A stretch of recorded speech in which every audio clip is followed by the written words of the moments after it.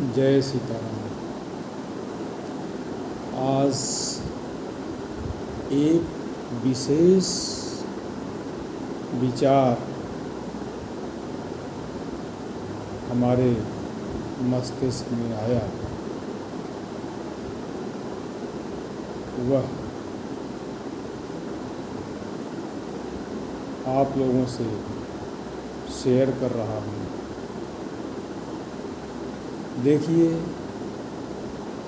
हम लोग जब विज्ञान का प्रयोग करते हैं तो सबसे पहले समस्या या प्रश्न आता है, क्वेश्चन या प्रश्न, तो उसको हम उद्देश्य बना के चलते हैं, उद्देश्य लिखते हैं। फिर कोई एक परिकल्पना होती है, सिद्धांत लेके चलते हैं नियम की, इस नियम पे इस क्वेश्चन की जांच करेंगे।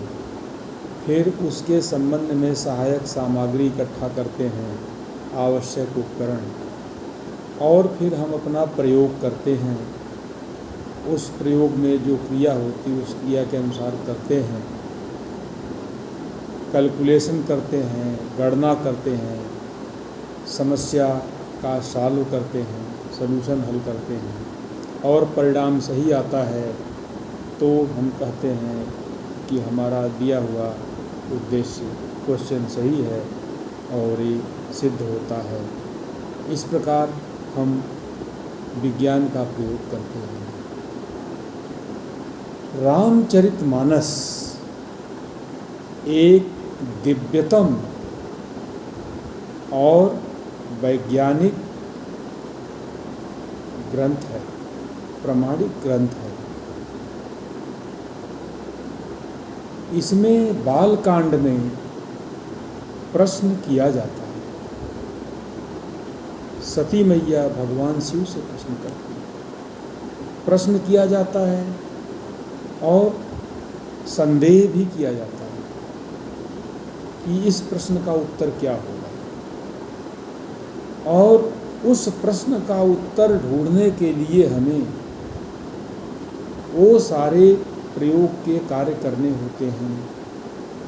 उन सारे प्रयोग को करते हुए हमें उत्तर तक पहुंचना पड़ता है। पहले प्रश्न किया गया बालकांड, फिर उस प्रश्न को हल करने के लिए अपने सुख साधन को, विद्यार्थी को या शिक्षक को सुख साधन का परित्याग करके या नियंत्रित करके उस समस्या के समाधान में लगना पड़ता है। ये अयोध्या कांड हो गया। बाल कांड में प्रश्न उत्पन्न हुआ, अयोध्या कांड में अपने सुख साधन का परित्याग करना, अरण्य कांड अपने उस प्रश्न की समस्या के हल में तपस्या करना, साधन करना, साधना करना, उसमें लग गए। फिर किष्किंधा कांड में हमें खुद ही हनुमान के रूप में रास्ता बताने वाले कोई गुरुजी मिल जाते हैं जो बताते हैं कि इस तरीके से इस समस्या का समाधान होगा। फिर सुंदर कांड में उस समस्या का हल निकलता है और लंका कांड में उस समस्या का सलूशन है। लंका कांड उस समस्या का सलूशन है, हल है।